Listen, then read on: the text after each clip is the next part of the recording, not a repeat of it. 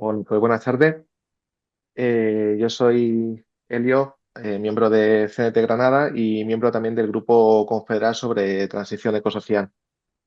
Es un grupo de trabajo creado en vinculación con la Secretaría de Formación de CNT para abordar cuestiones relacionadas con la crítica ecológica anticapitalista, con el vínculo entre el sindicalismo, el anarcosindicalismo y la transición ecosocial y dentro de este espacio pues hemos comenzado una serie de programas sobre diferentes cuestiones relacionadas para generar debate, análisis, formación sobre todos estos temas. En julio tuvimos un programa sobre decrecimiento en la práctica, su relación con el anarcosindicalismo.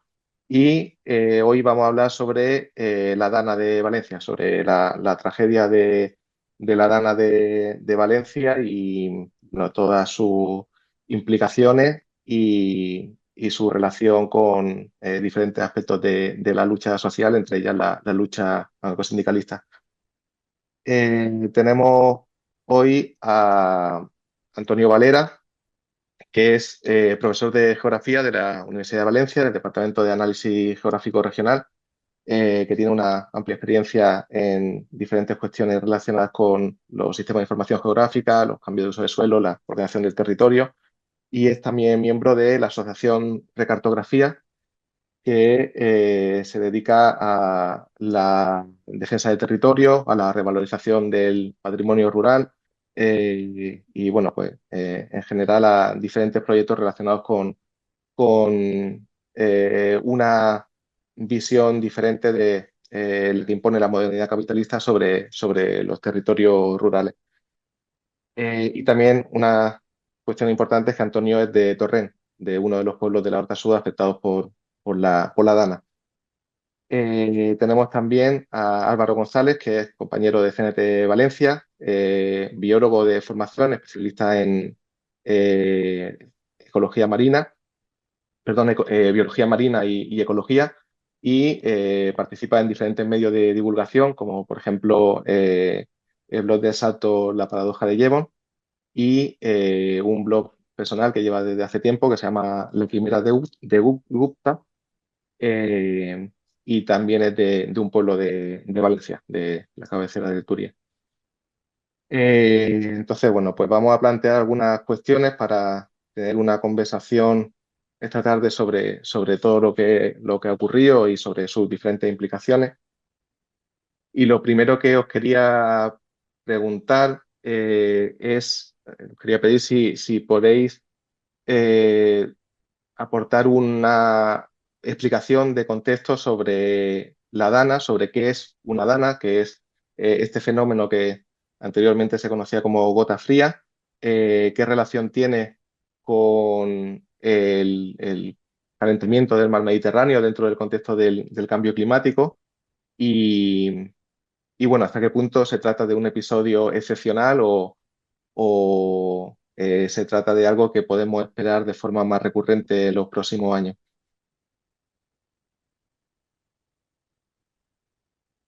Sí, no sé si queréis, comento yo, quizá habla Álvaro un poco más de lo que es la dinámica de calentamiento del Mediterráneo. Yo os puedo comentar muy por encima, no es tampoco, dentro de la geografía hay muchos campos, la meteorología y climatología es uno, no es el que quizá tengo más experiencia, pero una dana es lo que antes llamamos gota fría. Es una situación particular que se da en nuestro ámbito en otoño, los meses, tradicionalmente meses de septiembre y octubre, y en el que, digamos, lo que se llama el jet stream, las corrientes de aire frío que tenemos en capas superiores de la atmósfera, hay una parte de ese aire frío, una masa de aire muy frío, que se desgaja, digamos, de esa corriente principal y se queda estático como una especie, hablando de forma sencilla, en una especie de lenteja, una capa a unos 5.000 10.000 metros, con unas temperaturas pues en torno a los menos 70 grados. En el caso de esta dana,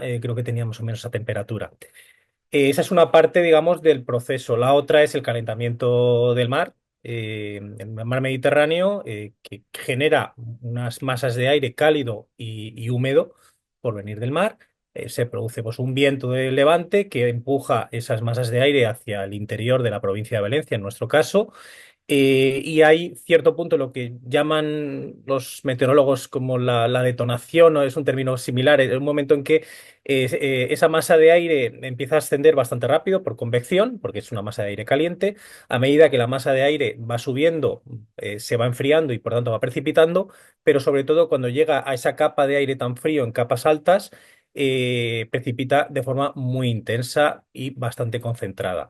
Esa situación se puede alargar durante horas y durante días y generar unas precipitaciones especialmente intensas, y con la acumulación en el tiempo y en el espacio, pues provocar pues, unos flujos, en este caso, de inundación bastante grandes, que es lo que nos ha sucedido. Sí, por completar un poco la exposición que ha hecho Antonio, una de las cosas que parece que está sucediendo con el cambio climático es que esa jet stream, esa corriente a chorro, que hay en capas altas de la atmósfera en las latitudes templadas, ¿no? Que separaría un poco esas masas frías del polo norte, digamos, del resto de las áreas templadas y de las tropicales.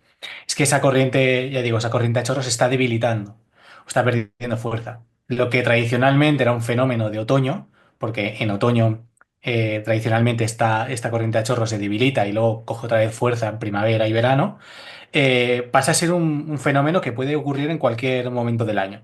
De hecho, algunas de las danas más potentes que hemos tenido en los últimos 5 años en el Mediterráneo en general se han producido en verano. Hay un fenómeno que se produjo el verano del 2022, si no recuerdo mal, bueno, que causó inundaciones catastróficas entre Córcega y la República Checa, con un sistema de estos de mesoscala, como el que nos ha afectado a nosotros, que es una colección de tormentas vamos, disparatadas, enormes, muy coordinadas, que descargan una cantidad tremenda de precipitación y que en este caso afectó, ya digo, Córcega y República Checa. Es decir, se extienden en el tiempo las danas, digamos, algo así, y entonces estamos aumentando al final el riesgo, ¿no? O sea, el cambio climático, una de las cosas que va a producir es esa. Y la otra, como estaba explicando Antonio, ¿no? Es si tenemos esos vientos cálidos, que en nuestro caso aquí en el País Valencià van a venir de componente del Levante, cuanta mayor sea la temperatura del Mediterráneo, obviamente la cantidad precipitable de agua, ese vapor de agua que va a ir ascendiendo, ¿no? Va a ser mayor. Eh, Esto es un poco para combatir esa idea un poco loca, ¿no? Que se ha establecido también en los medios de comunicación, de que, bueno, es que las gotas frías siempre ha sido una cosa de esta región. Ya sí. O sea, la comentaremos un poco más adelante y veremos qué ha pasado otras veces, que volverá a pasar, pero aquí es una cuestión de que el riesgo se está expandiendo en el tiempo, es decir, una cosa de otoño, ahora es de todo el año, y tenemos esa energía potencial en forma de calor dentro del agua del Mediterráneo aumentada. Por tanto, digamos que estamos comprando más papeletas de esa lotería del desastre para que acabamos teniendo pues, más desgracias similares a estas en un futuro.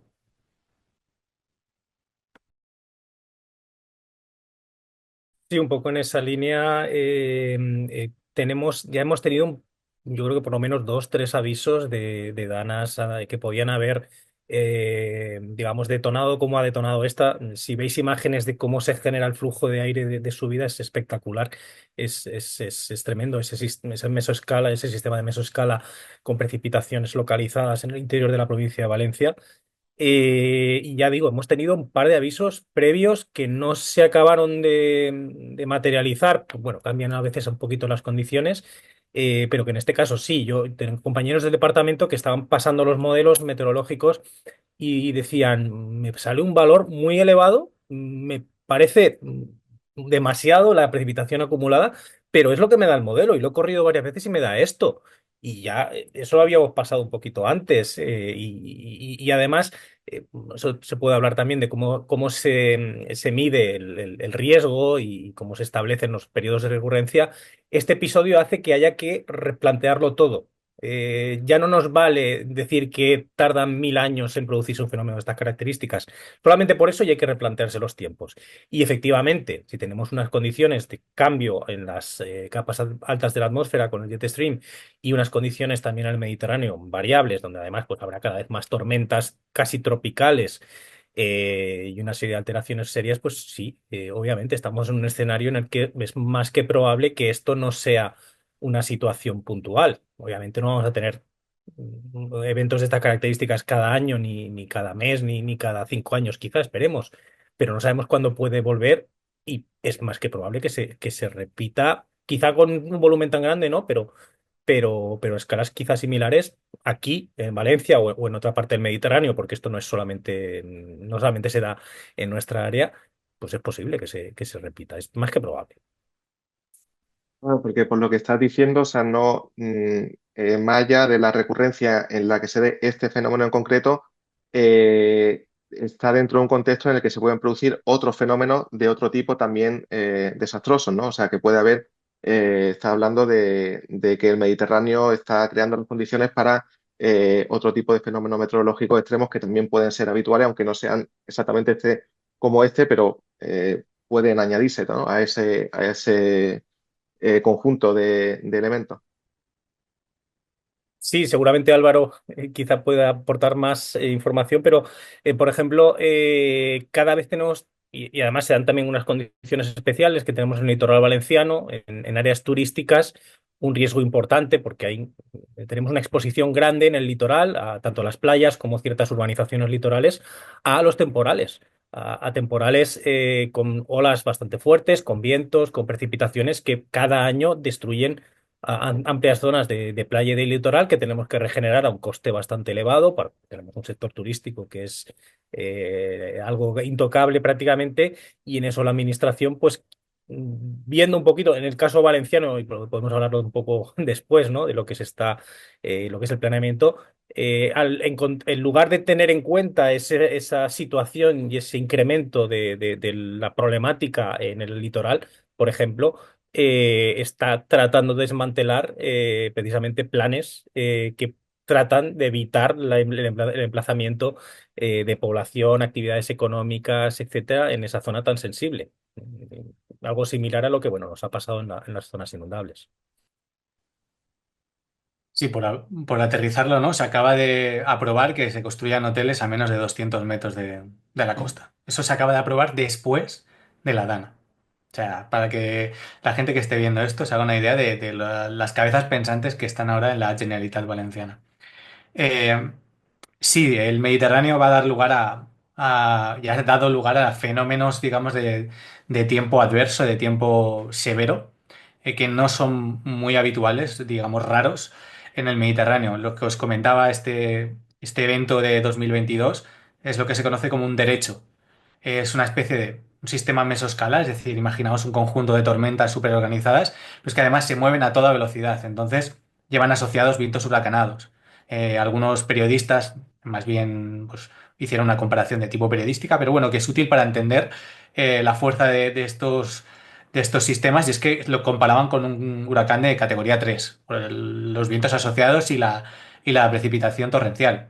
En 2023 tuvimos la tormenta Daniel, que por un lado inundó, no sé si llegó a ser un 25% de la superficie cultivable de Grecia, incluso algunos pueblos se tuvieron que trasladar después de estas zonas más elevadas, y luego bajó hacia Libia y reventó la presa aquella de la ciudad de Derna, con 10.000 muertes. O sea, sí. Y luego tenemos los Medicanes, que son una especie de... No son huracanes, pero bueno, o sea, cogen la morfología de los huracanes y también llevan asociadas tormentas de tipo torrencial. Entonces, tenemos esa bomba de relojería aquí. Y es así. El problema es lo que estaba comentando Antonio, ¿no? O sea, eh, y pasaremos a hablar del tema del urbanismo, y es que las decisiones políticas que se toman al respecto no van casando alrededor de esta peligrosidad. Al revés, ¿no? Exponen a la población a un riesgo que, bueno, cada vez parece que vaya a ser, eh, que se vaya a repetir más veces, ¿no? O sea, yo he cogido un poco el listín, 2019, La Vega Baja, inundada por completo. Inundaciones que no se veían como tal en 100 años.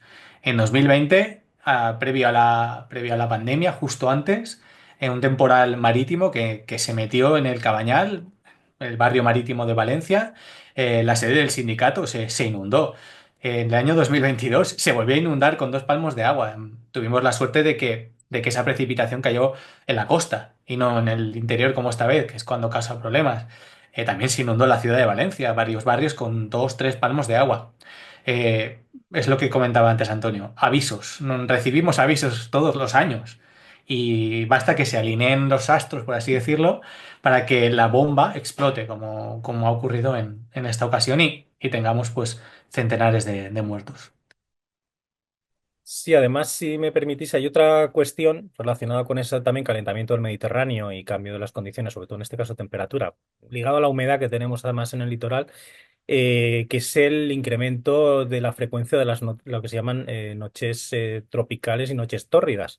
Noches tropicales son noches con más de 20 grados de temperatura, que de noche es una temperatura bastante alta, y tórridas son más de 25.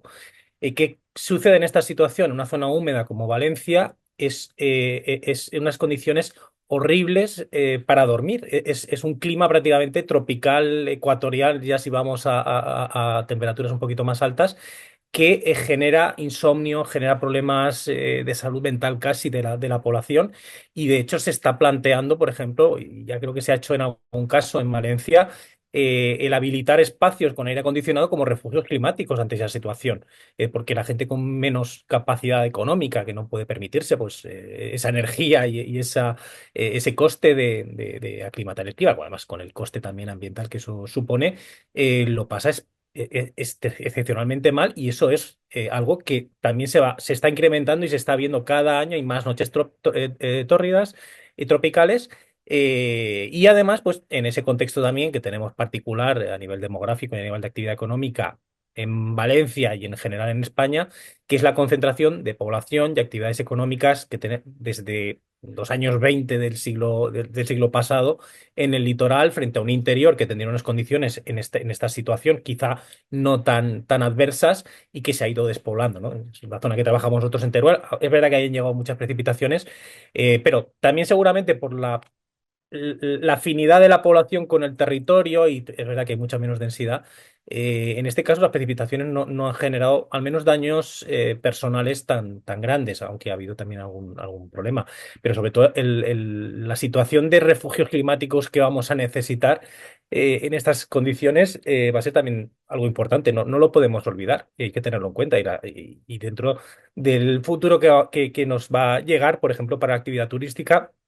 Incluso los economistas más, voy a decir, no sé si negacionistas, pero que pueden dudar un poquito más del cambio climático, están viendo que puede haber afecciones también económicas importantes con esa situación. Bueno, habéis mencionado un par de veces cada uno de vosotros la cuestión del urbanismo, del planeamiento urbano, del papel que ha jugado en todo esto, ¿no? Que es algo que se ha subrayado en prácticamente todos los análisis críticos que se han hecho, ¿no? No he comentado al principio que justo desde bueno, desde el colectivo de los que formáis parte, ¿no? Habéis publicado artículos recientemente, de hecho, desde la paradoja de Jevons creo que fue ayer cuando se publicó un artículo en El Salto, ¿no? De análisis sobre la Dana, y vosotros, varios geógrafos de pueblos afectados, habéis publicado tanto en la revista Zona de Estrategia como en el diario.es artículos que hablaban de todo esto, y bueno, pues la cuestión del urbanismo es ineludible, ¿no? Es algo de lo que hay que hablar necesariamente a la hora de analizar lo que ha pasado. Si podéis hacer un breve resumen de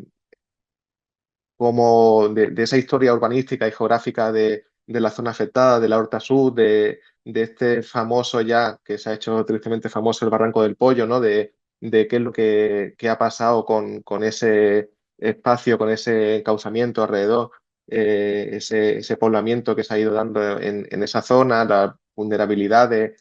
Eso, si podía hacer un breve resumen daría para mucho, ¿no? Daría para varias charlas, pero una síntesis qué es lo que ha pasado en esa zona desde el punto de vista urbanístico y territorial para que haya sido un desastre de esa magnitud.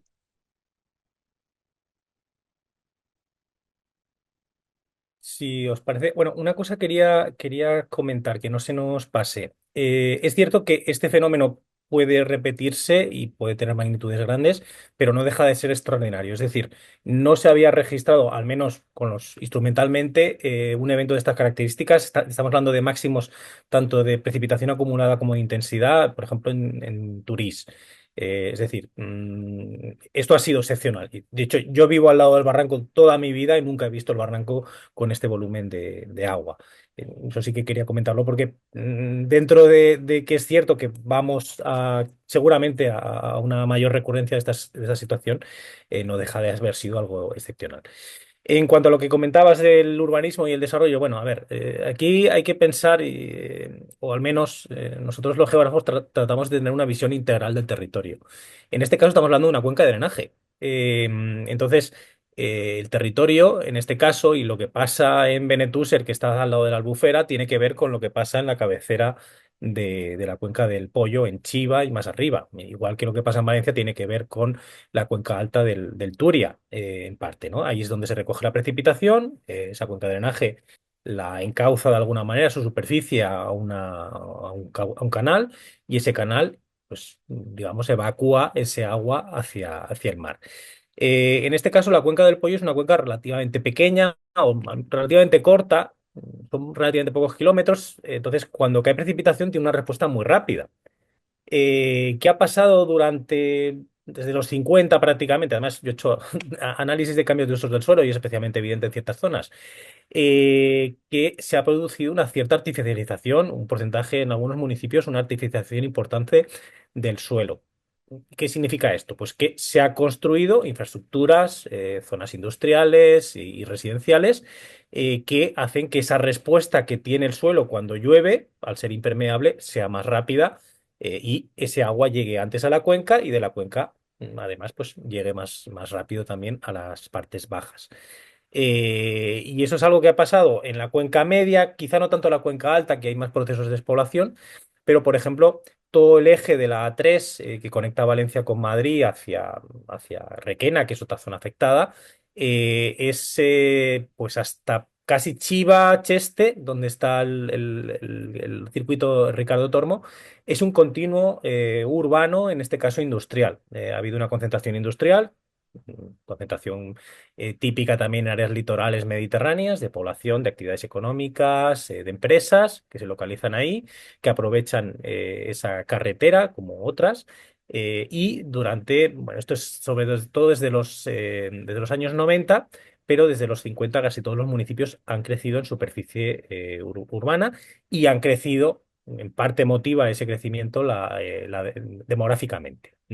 Aunque es cierto, y eso también hay que señalarlo, que desde los 90, un poquito hacia adelante, este crecimiento demográfico ni mucho menos es equiparable al crecimiento que ha tenido la superficie urbanizada. Es decir, ha habido mucha más porcentualmente crecimiento de la superficie urbanizada, tanto residencial como industrial, que la que sería justificable únicamente por el crecimiento de la población. Y esto pues ha sucedido, ya digo, en esa cuenca media y también, y es evidente, en municipios como Picaña o Paiporta. Nosotros en 2006, hace ya unos años, éramos unos geógrafos recién salidos del nido, los que hoy estamos entre cartografías. Hicimos un trabajo precisamente sobre el barranco y ya señalábamos un poquito que, bueno, ¿por qué se estaba urbanizando justo al lado del barranco? ¿Qué sentido geográfico tenía, ¿no? O sentido territorial tenía que la superficie urbana creciera al lado de una zona en riesgo, teniendo otros espacios dentro del área metropolitana? Y lo mismo ha sucedido, pues, un poco digamos, la zona sur de Valencia, en Benetúser, Alfafar y demás. Ahí hay un eje que es la carretera, la V31, la pista de Silla, que va hacia el sur y que ha crecido, digamos, de forma lineal, se ha conurbado totalmente, tanto en las zonas residenciales como las zonas industriales. Y eso también ha conllevado, pues en este caso, pues prácticamente una barrera continua, tanto la carretera como la zona urbana, que al llegar, en este caso, el desborde del agua, pues también ha influido bastante en esa problemática actual, esa problemática de inundaciones en esta zona. Ese agua que tradicionalmente cuando desbordaba del barranco, y pues iba a un campo de naranjos, infiltraba un poquito, inundaba quizá otra zona, pues hoy es que prácticamente no tiene otra salida que entrar en un polígono industrial, en una zona urbana, en un área, por ejemplo, también de uso residencial de baja densidad, de chalets, de bungalows, que tampoco era algo habitual, con viviendas en una Todo planta. suelo, todo suelo impermeabilizado, claro. No todo, no, pero un incremento significativo, como digo. Sí, eso me refiero a esa zona por la que se ha ido creciendo. Hemos tenido hasta los 70 un proceso de crecimiento demográfico, residencial bastante grande, progresivamente también un proceso de crecimiento de la superficie industrial. A partir ya de los 80 hay una cierta limitación con los planes generales de ordenación urbana, pero que a partir del 90 y tantos, ya con el inicio de la burbuja inmobiliaria que llegaría hasta 2007, pues se despega excepcionalmente el sector de la construcción, el urbanismo, bueno, junto además, pues ciertas connivencias entre también el sector político y el económico y cierto sector económico, especialmente en nuestra región. Y bueno, pues eso ha conllevado unos desarrollos urbanísticos que seguramente no son racionales si consideramos el área metropolitana en conjunto o la provincia de Valencia en conjunto y lo sacamos de esa visión del urbanismo, que es municipal y local, frente a una visión de planificación territorial, que es la que se debería haber aplicado seguramente mucho más general, en la que pues planes como el que comentaba antes Álvaro, de protección del litoral o el plan de protección de la huerta o el propio Patricova, que es el plan de inundaciones, se hubiera aplicado de forma más intensa y más restrictiva. Las administraciones, no de un color, sino de varios, pues han sido bastante reticentes, en este caso, a asumir su responsabilidad. Me refiero a las administraciones, sobre todo autonómicas, que son las que tienen las atribuciones de ordenación del territorio. No lo olvidemos. Entonces, bueno, ante esa situación, pues ha ido un poco, cada municipio ha ido a la suya, ha crecido todo lo que ha podido en gran medida y bueno, pues tenemos un territorio bastante desarticulado en algunos aspectos. Sí, Zaplana decía que había venido a la política para forrarse, ¿no? Es un poco la frase que resume la política aquí en el País Valencià. Y luego hay un dato que yo cada vez que lo leo me explota en la cabeza, porque el Estado español tiene menos viviendas anteriores al año 1945 que un país como Alemania, ¿no? Que fue arrasado durante la Segunda Guerra Mundial.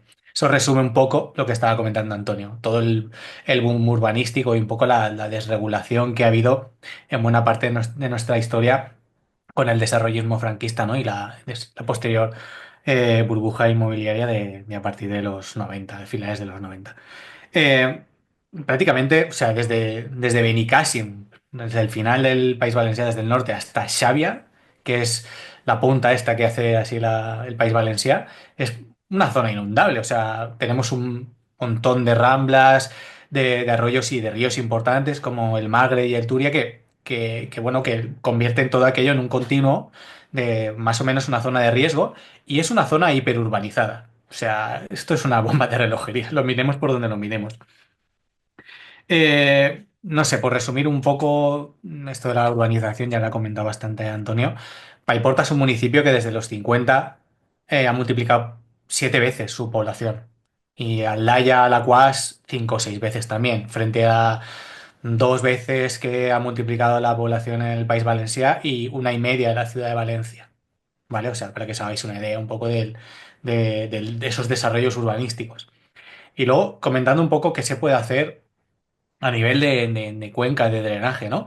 Y yo creo que el Barranc del Pollo también es un ejemplo, ¿no? Porque tiene una parte que yo no la conocía muy bien hasta que ha pasado esto. Tiene una parte en la cual desaparece, el Barranc del Pollo desaparece como lecho, ¿vale? y vuelve a aparecer como una serie de pequeños barrancos que reciben unos nombres diferentes según dónde está, y luego se vuelven a reunir y ya pasa por Torrent, por Catarrocha, por Paiporta, ¿no? Y desemboca en la Albufera. Eso es una zona típica que tienen los ríos de, digamos, de desagüe y que se enlentece mucho la crecida. Si en esa zona, en lugar de tener o bien campos de cultivo que hacen lo suyo frenando, pero no es lo mismo tener ahí un campo de cultivo que tener un bosque articulado, o un bosque de ribera, o un terreno, digamos, pues sin usos agrícolas o sin uso industrial, ¿vale? O tienes ahí los polígonos industriales que justo después de ese trozo está el de Ribarroja y la A3. Entonces, claro, o sea, entiendes un poco que el nivel de la crecida fuera tan rápido, ¿no? O sea, el crecimiento fue apenas en una hora. Entonces, nos hubiera salvado la existencia de estructuras naturales o renaturalizaciones en diferentes puntos de la cuenca de drenaje de una avenida tan grande. No, pero la hubiera ralentizado muchísimo y hubiera dado tiempo a que, ya no digo la administración porque parecía que no estaba por la labor de avisar, pero que en muchos otros sitios, los ayuntamientos, por ejemplo, en la cuenca del Magre, que sí que se hizo, los propios ayuntamientos se dieron cuenta de que venía la crecida del Magre sin que esperara que viniera la administración territorial oye, avisaron a la población y se pudo salvar parte de las vidas humanas, ¿no? Entonces yo creo que esta vertiente de la renaturalización de los cauces, no sé, es que no sé qué no les entra en la cabeza a los ingenieros de que el cemento no absorbe el agua, el suelo sí, es tan sencillo como eso, pues no les entra en la cabeza y no entienden que si tú encauzas un río, pues bueno, tienes limitada la cantidad de agua que puede caber en ese cauce y punto. Si tienes 800 metros cúbicos por segundo, un metro cúbico más ya desborda. En cambio, si tú tienes el lecho junto con un bosque de ribera y una amplia zona de amortiguamiento, te cabe mucho más agua. Y además cabe mucha más agua en el suelo, te cabe mucha más agua en las cabeceras de los ríos si has hecho políticas de protección de las zonas naturales. Hay muchas formas de hacerlo. O sea, hay gente que aboga por hacer micropresitas con materiales naturales, tipos de troncos, maderas, etcétera, desde las montañas hasta abajo. Bueno, hay formas, eso se puede hablar, eso ya es política micro. Pero de no hacer nada a tenerlo y tenerlo todo además impermeabilizado, pues hay un salto, ¿no? Hay cosas que se pueden hacer de forma intermedia. Y no hemos visto que se haya hecho, ya digo, ni por la anterior administración, que era del Govern del Botani, del PSPB, Compromís y Podemos, y ahora, vamos, ni mucho menos con el Partido Popular, que anteriormente usaba el territorio como un recurso más a explotar.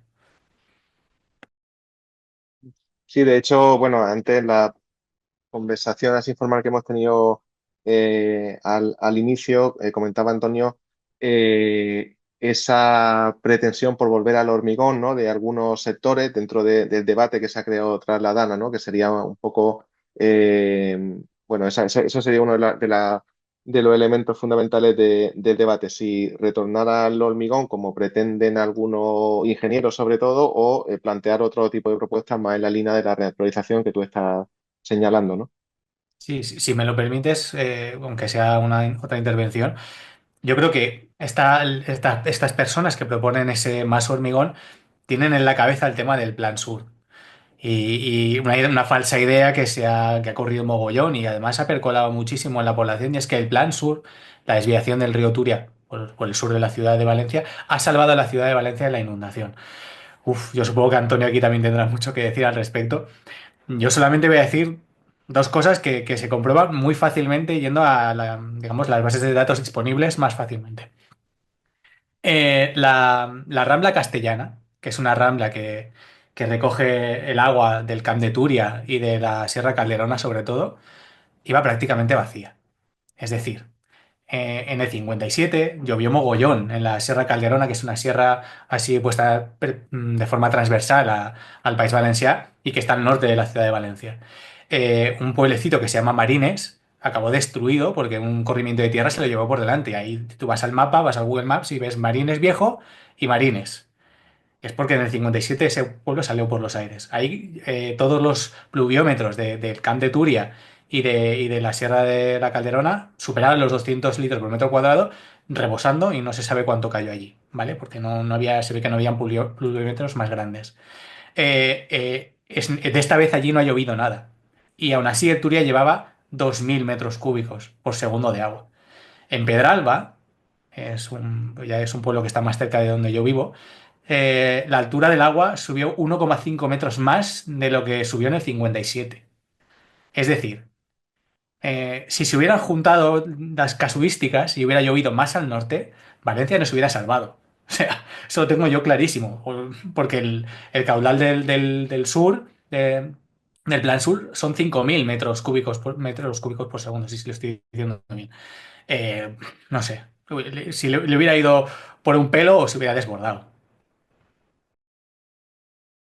Sí, en la línea, yo lo tengo bastante, o sea, lo he comentado varias veces y lo que ha comentado antes Álvaro como posibilidades de actuación son soluciones del siglo XXI. Renaturalización de cuencas, microembalses o micropresas, a veces incluso con materiales naturales. Esas son soluciones de un problema del siglo XXI, soluciones del siglo XXI. Plantear el hormigón como solución son soluciones de los años 60 para un problema actual. Creo que hemos avanzado mucho en muchos aspectos como para pensar que eso, que además en muchos casos ha fallado, y ahora voy a comentar alguna cosa del Plan Sur, pues es lo que tenemos que hacer. Dos datos, ha comentado Álvaro. 2.000 metros cúbicos por segundo llevaba el Turia, que no estaba ni mucho menos lleno, como ha comentado él, totalmente.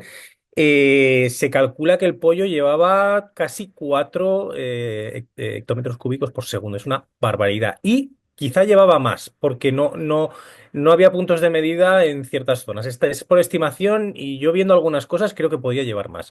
Eso, si lo sumamos, porque algunos de estos proyectos, por ejemplo, plantean conectar la Saleta con el Plan Sur y la Rambla del Pollo con el Plan Sur, habría excedido el caudal que se supone que tiene el Plan Sur, que en realidad es menos porque se han ido construyendo infraestructuras que han reducido también la capacidad que tiene el propio cauce, ¿no? Que es enorme y es gigantesco, pero eso. Y hay que decir otra cosa, aquí esa solución no tenía sentido en un mundo autárquico, bueno, no autárquico, pero sobre todo autoritario, en el que se tomaban las decisiones sin tener en cuenta la población y sin tener en cuenta cuestiones ambientales. Hoy sería complicadísimo pasar cualquier estudio de impacto ambiental una obra de esas características y dimensiones como el Plan Sur porque alteró absolutamente todo el régimen hidrológico de caminos, la Huerta Sur, una serie de relaciones incluso entre las poblaciones del sur quedaron totalmente desarticuladas, destrozadas por esa infraestructura enorme. Entre otras, por ejemplo, la Rambla de la Saleta que ha provocado inundaciones importantes en Aldaya, eh, llegaba, no tenía una conexión ni con el Turia ni con el mar directamente, pero tenía una zona que llamaban Les Bases, precisamente una zona pues, en la que se acumulaba un poquito el agua y luego se desviaba hacia el norte, hacia la Rambleta, zonas ya más del llano de inundación del Turia. Eso lo rompe el Plan Sur. Y el Plan Sur está diseñado de manera que su parte final es un poquito más baja, la parte de la margen derecha, la parte sur que la parte norte. ¿Para qué? Para tratar de proteger un poco más a Valencia, pero ¿qué supone eso? Que en el caso de desborde, el agua ¿dónde va a ir? Alfafar, Benetúser, todos esos, los poblados del sur también de Valencia, La Torre, etcétera.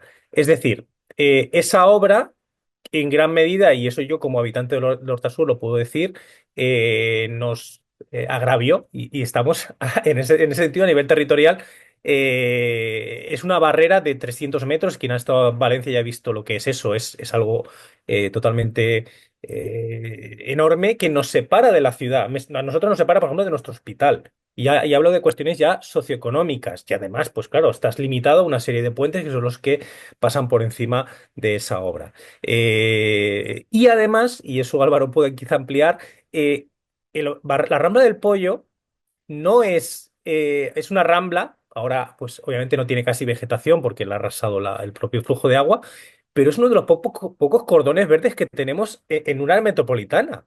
Es una zona con bastante riqueza, incluso además patrimonial, hay acequias y demás, y a nivel natural, bueno, pues dentro de un contexto bastante urbanizado, precisamente el cauce es una de las pocas, digamos, áreas verdes que tenemos naturales. En pandemia, por ejemplo, bajaban por el barranco, nosotros en Torrent, una ciudad de 90.000 habitantes, bajaron jabalís de zonas más interiores precisamente porque hay un canal natural, un corredor verde, una infraestructura verde que también está dentro del planeamiento territorial, aunque no se ha tenido en cuenta, que es el barranco. Por tanto, convertir eso en un canal de hormigón que va a producir flujos hacia el mar y que en el momento en que se desborde, pues va a provocar quizá bastantes problemas, pues como digo, es una solución de los años 60 a un problema del siglo XXI. Quizá no es la más adecuada. En algún punto quizás sí, pero a nivel global y a nivel de cuenca creo que no es lo que debemos, por lo que debemos apostar. Ujú. Sí, A ver, totalmente. Sí. eh, os quería ahora plantear otra cuestión diferente que tiene que ver con el papel de los movimientos sociales ante toda esta catástrofe y bueno, en concreto del sindicalismo, ¿no? Eh, y aquí habría varias dimensiones, ¿no? Por un lado, en un primer momento, todos esos trabajadores que se han visto obligados a trabajar ante una situación de emergencia como la DANA, ¿no? Todas esas situaciones que se han ido conociendo de abuso laboral y, bueno, pues la forma en que se ha podido hacer frente a ellas, ¿no? Como qué tipo de medio, qué tipo de organización eh, obrera había disponible para poder, o hasta qué punto se ha podido hacer frente a todo eso, a esas situaciones de coacción realmente, ¿no? En que se obliga a la gente a poner en riesgo su vida por el trabajo asalariado. Y posteriormente, en todo ese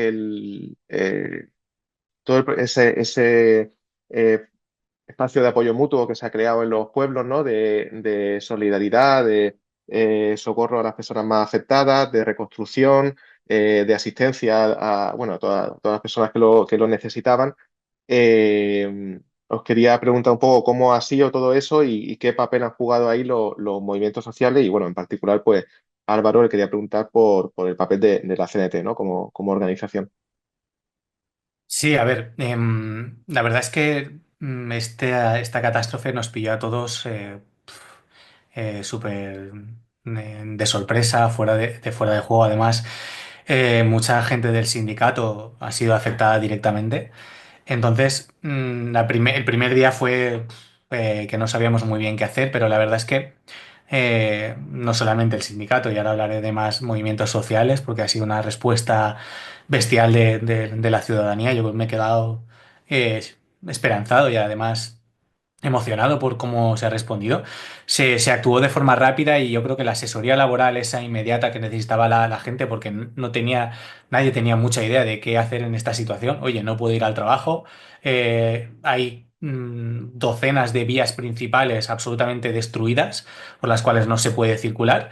¿Qué hago? ¿Cuáles son mis derechos? ¿No? Entonces, esa respuesta primera la dimos y además conseguimos llegar a mucha gente porque, bueno, la persona que tenemos asesora laboral y sindical, una de las personas que es Antonio Ruiz, pudo entrar en carne cruda y pudo además estar en varios sitios y el mensaje llegó bastante. Elaboramos una guía muy sencilla, aparte de comunicados en web, que se difundió muchísimo por WhatsApp y por Instagram, por TikTok, en todas las redes sociales.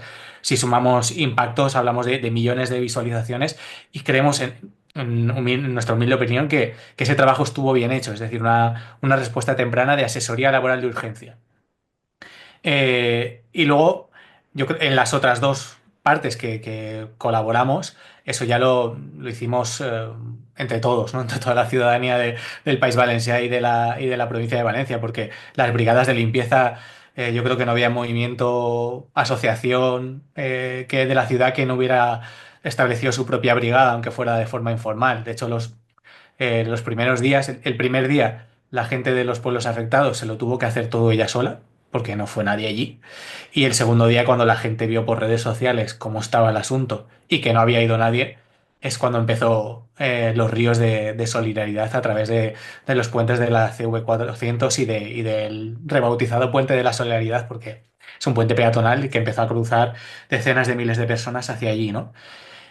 Y luego también la canalización de ayuda económica y luego también en especias y de otro tipo, también lo ha hecho mucha gente, ¿no? Esas dos partes las ha hecho CNT, pero también lo han hecho otros sindicatos y otros movimientos sociales. Al final, eh, cuando ibas allí a echar un cable, te daba la sensación de que todo el mundo estaba intentando hacer lo mejor que podía y aunque en algunos puntos había cierta desorganización, como es normal, con el tiempo, con el paso de los días, se fue articulando a través de los movimientos sociales y bueno, había toda una cadena que consistía en llegar al Spy Rambleta, que estaba justo pegado a estas dos infraestructuras que os he dicho. Allí había muchas formas, había gente que cogía paquetes, se los metía en las mochilas, había gente que iba con su bici y subía los paquetes en la bicicleta y iba haciendo como de rider a enviar la ayuda. Gente que iba andando hasta allí pues pues eso, con un rastrillo, una pala o lo que le fuera. Y luego un punto de encuentro muy habitual para, sobre todo, la izquierda más combativa y alternativa ha sido allí el Parque Alcosa, ¿no? Mucha gente ha ido directamente allí y luego a partir de ahí se ha ido distribuyendo, ¿no?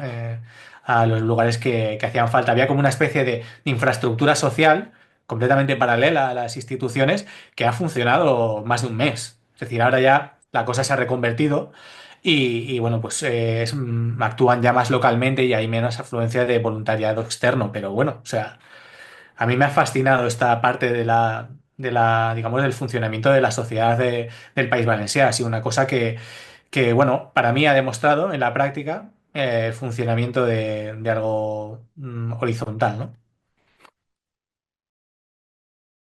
Sí, yo Eh, ya digo, yo vivo, Torrent no ha sido, en algunas zonas no ha sido tan afectada, precisamente las zonas más marginales están al lado del barranco, el barrio del Chenillé, un barrio donde hay bastante población inmigrante, tradicionalmente había gitanos que venían de un barrio de Chabolas que se vació en los 90. Esa es la zona más afectada, es la población más pobre de Torrent, es la más afectada. Pero ya digo, digamos, esta zona no, pero yo estoy a medio kilómetro de Picaña, que sí que ya, digamos, fue mucho más afectada, y esto eran ríos de gente. O sea, las imágenes quizá os han llegado más las del norte de Valencia, pero aquí estuvimos una semana con los supermercados desabastecidos. ¿Por qué?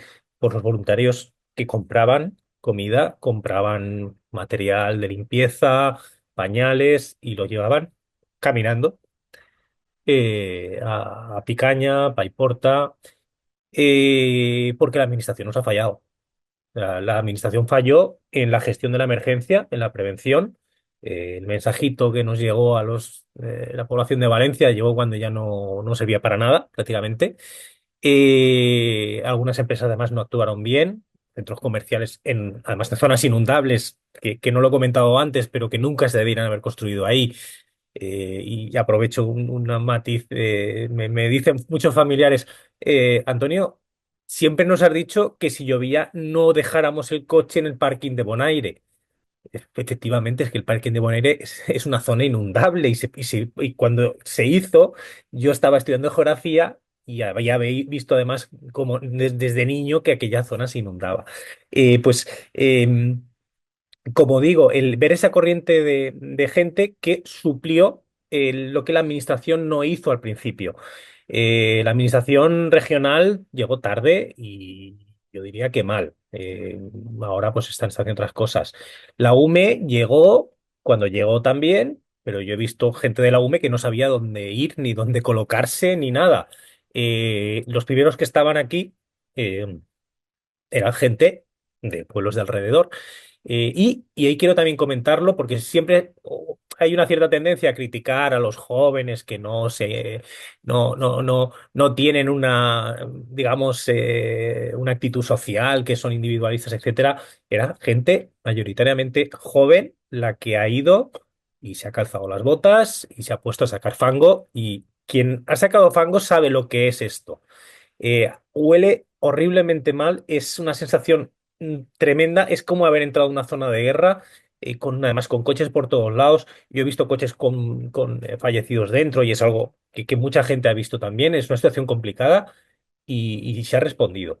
Es cierto que los voluntarios individualmente, claro, faltaba coordinación, pero ahí es donde precisamente las organizaciones desde el tercer sector han aportado y podían haber aportado más. Si el sistema de gestión de emergencias que hagamos en el futuro tiene más en cuenta pues, a CNT, a otras organizaciones, quizás se podía haber gestionado mejor. Si la administración no llega o llega tarde, pues tenemos eso, que son los que al final están ahí, están con la gente, conocen a la gente y son los primeros que, bueno, también porque no tienen quizás esas rigideces que tiene la administración en muchos casos, las que están ahí. Por tanto, yo creo que sí que es importante.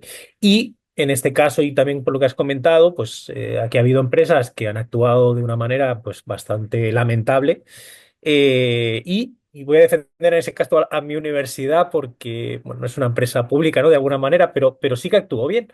El día antes, con la misma información que tenía la Generalitat para tomar otro tipo de medidas, decidió cancelar la docencia y esa misma mañana canceló cualquier actividad en la universidad. Y se calcula que todas las universidades de la ciudad de Valencia suponen unos 200.000 desplazamientos, pues en el caso de nuestra universidad, esos desplazamientos no se produjeron y padres que tuvieron que ir a por sus hijos a colegios que nunca tenían que haber abierto, porque alcaldes o responsables nunca tenían que haber abierto, o personas que fueron a trabajar, pues eso, a un centro comercial en una zona inundable, obligados por sus respectivos jefes, pues obviamente esos son muertes atribuibles, no voy a decir a personas con nombre y apellido, pero que se podían haber evitado, primero desde obviamente instrucciones claras desde la administración y luego obviamente pues que las empresas también pues tuvieran en cuenta este tipo de situaciones. Y no, bueno, yo además he visto situaciones de un trabajador, además inmigrante, con su mochila intentando ir a trabajar el día después de la tragedia delante de un puente destruido diciendo, pero ¿cómo llego? Pero que mi jefe dice que tengo que ir, pero ¿cómo llego? No, no hay metro, no hay autobús, no tengo coche. Familias enteras se han quedado sin coche. Van a tener una comprometida su vida económica durante mucho tiempo.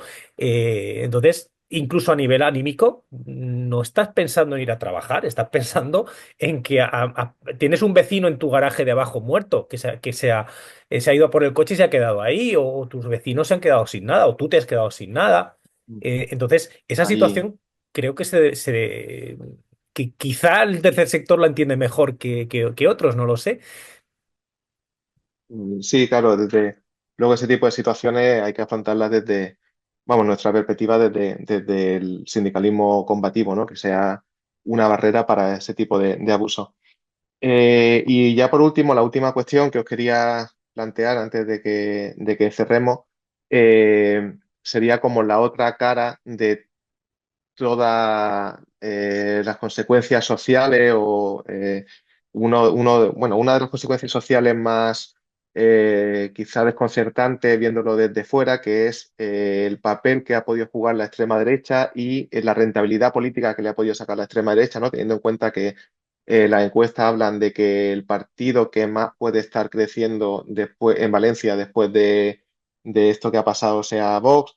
Eh, la proyección que se ha podido hacer hacia afuera del papel de organizaciones de extrema derecha dentro de ese proceso de voluntariado también, ¿no? Y todo ese ambiente de desinformación y de bulos que se ha ido creando también, ¿no? Eh, ese relato sobre la destrucción de presas como elemento que ha podido ocasionar la DANA o empeorarla, de alguna forma terminar culpando al ecologista. La cuestión de incluso, bueno, bulos ya mucho más delirantes como esto de los radares, ¿no? Pero que terminan beneficiando a todos estos sectores, ¿no? No sé qué tipo de valoración o de análisis hacéis de todo esto. ¿Quieres que empiece yo, Antonio? Vale. Yo esto lo tengo muy claro. Es decir, si se analiza el devenir de los sucesos, esto no puede interpretarse de otra manera que no sea la de una operación política orquestada desde el Partido Popular. Y ahora veréis, o sea, no, esto no es conspiración, estos son hechos. El día 30 por la noche, Carlos Mazón era un cadáver político. O sea, se le veía en la cara las declaraciones que hacía, no sabía qué hacer, no tenía ni idea. Estaba absolutamente muerto de miedo, porque sabía que la situación era catastrófica. Entonces, el día 30 aparece, perdón, el día 1 aparece Feijó, sorpresivamente, antes de que Pedro Sánchez se reuniera con Carlos Mazón, ¿vale? Y hace unas declaraciones culpando a Pedro Sánchez. No me acuerdo exactamente cuáles, pero vamos, le tira ya la culpa. Aunque luego Carlos Mazón le agradece que haya venido aquí y en su total sintonía con él, bueno, no sé qué. El día siguiente, el día 1, perdón, el día 2, me estoy liando con los días, el día 2, Grande Marlaska entra en el CECOPI. Y Carlos Mazón ya hace unas declaraciones mucho más relajado y mucho más tranquilo. Y el día 3 es la visita del rey a Paiporta. En esa visita hay grupos de extrema derecha organizados que se les ha dejado estar, ¿vale? Se les ha dejado estar. Entonces, nada, vemos las fotos del rey con la gente de extrema derecha. Incluso había uno con un 8-8 tatuado en el cuello. Vemos las agresiones a Pedro Sánchez. Y vemos que enseguida se gira el debate político hacia Pedro Sánchez. Vemos también un abrazo entre Carlos Mazón y Javier Negre. Javier Negre aparece allí, en el CECOPI, y se da un abrazo con Carlos Mazón. Y ese día aparecen todos los youtubers de extrema derecha aquí. Gisbert, Alvise, Quiles, perdón, Ndongo, todos. ¿Vale? Están una semana y tiran el dardo contra Pedro Sánchez y contra Teresa Rivera por una maniobra política que esto viene del PP Nacional. Querían torpedear el nombramiento de Teresa Rivera en la Comisión Europea. Y después de esa semana, desaparecen. O sea, aquí la extrema derecha ha estado para eso. En el voluntariado habrá sido testimonial, completamente testimonial. La extrema derecha no ha hecho nada aquí. Es verdad que mediáticamente igual eso se ha traducido en una capitalización del voto por parte de Vox, pero yo pondría esas encuestas en cuarentena en el sentido en que te dan porcentajes, no te están diciendo ni participación ni nada. Entonces puede ser que parte del votante del Partido Popular pase a votar a Vox. Eso no digo que no, pero que haya una movilización para votar a Vox, eso yo lo pongo en cuarentena completamente. Sí, a ver, yo conozco la extrema derecha de norte a sur. Aquí estaba España 2000, que pues básicamente ahora ha pasado por parte de esos individuos a Vox, y son unos oportunistas. Aquí yo recuerdo un caso en Torrent en el que pues, un inmigrante bebido acuchilló a un señor de un bar, o un propietario de un bar, y aparecieron y estuvieron casi que acosando a la familia, diciendo que, bueno, que había que organizar manifestaciones en contra de los inmigrantes, y actuando pues, de forma, ya digo, totalmente oportunista. En este caso han hecho exactamente lo mismo. Han aprovechado la situación y, bueno, pues obviamente con la connivencia del PP, que le venía muy bien desviar la vista hacia otro lado, y han jugado el papel, y yo creo que eso es algo que por desgracia vamos a ver en el futuro, de la posverdad. No es lo que ha pasado, sino lo que yo te voy a contar que ha pasado. Y de eso, te aparece una serie de youtubers con una pala que la acabas de coger del coche donde se ha bajado, y ya está. Yo he estado aquí desde el principio. Uno de los primeros que se pusieron a sacar fango eran inmigrantes y mujeres magrebís repartiendo comida. Antes de que cualquier señor o señora normalmente señor de extrema derecha apareciera por aquí a salvar el mundo. Y luego, pues obviamente, pues Pedro Sánchez, pues, obviamente tiene su responsabilidad también, ¿no? Como presidente del gobierno. Pero aquí hay una cadena de responsabilidades clarísimas y él no es el que está en la primera de ellas, ni mucho menos. Entonces, bueno, ¿hasta dónde puede llegar esto? Pues no lo sé, no lo sé. Hay un precedente en Valencia que fue el accidente del metro. Pero tuvieron que pasar muchas cosas para que se echara precisamente, en ese caso al PP, y yo he visto ahora repetirse muchas cosas en ese sentido.